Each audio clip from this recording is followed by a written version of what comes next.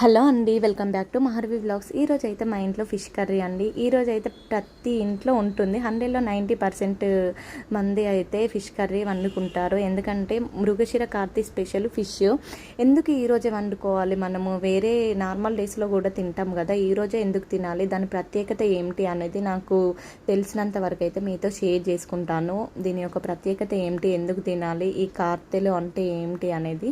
అయితే మనకి 27 కార్తెలు ఉంటాయి. కార్తెలు అంటే ఏం లేదు, నక్షత్రాలు.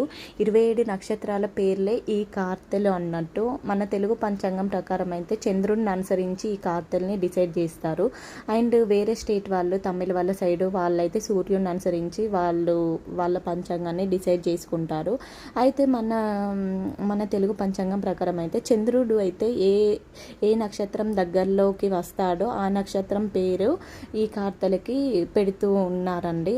అంటే ఎక్కువగా వ్యవసాయదారులు ఈ కార్తెల్ని వాళ్ళ పంచాంగంలో ఏర్పాటు చేసుకున్నారండి. ఎందుకంటే ఈ కార్తెల్ని అనుసరించి వ్యవసాయదారులు వారి యొక్క పంటని డిసైడ్ చేసుకుంటారు. అంటే ఏ కార్తెలో ఏ పంట వేస్తే బాగుంటుంది, అండ్ ఏ కార్తెలో ఏ పనులు స్టార్ట్ చేయాలి, ఎలా వాళ్ళ వ్యవసాయం సాగించాలి అనేది వాళ్ళ పంచాంగంలో డిసైడ్ చేసుకున్నారు.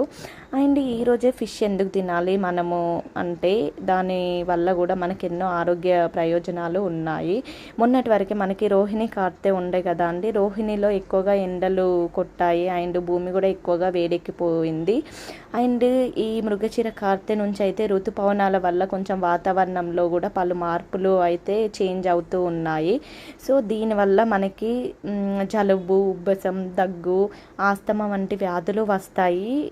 ఈ చేపల్ని తినడం వల్ల ఈ చేపల్లో ఉండే ఒమేగా 3 ఫ్యాటీ యాసిడ్లు, విటమిన్ డి, ప్రోటీన్లు, ఐరన్, జింక్, అయోడిన్ ఇవన్నీ చేపల్లో ఉంటాయి. అండ్ మన రోగ నిరోధక శక్తిని పెంచుతాయి. అంటే ఈ దగ్గు, జలుబు, ఆస్తమా, ఉబ్బసం లాంటివి కూడా అవి వచ్చినా కూడా వాటిని ఎదుర్కొనేలాగా ముందుగానే మనము రోగ నిరోధక శక్తిని పెంచుకోవడానికి ఈ చేపల్ని తినాలని పెద్దల నుంచి అంటూ ఉంటారు. అండ్ ఈ చేప ప్రసాదం అనేది కూడా పంచుతూ ఉంటారు కదా మృగశిర నుంచి. సో దీనివల్ల ఎన్నో ఆరోగ్య ప్రయోజనాలు ఉన్నాయి. అందుకే ఈరోజు ఫిష్ తినాలని అంటారు.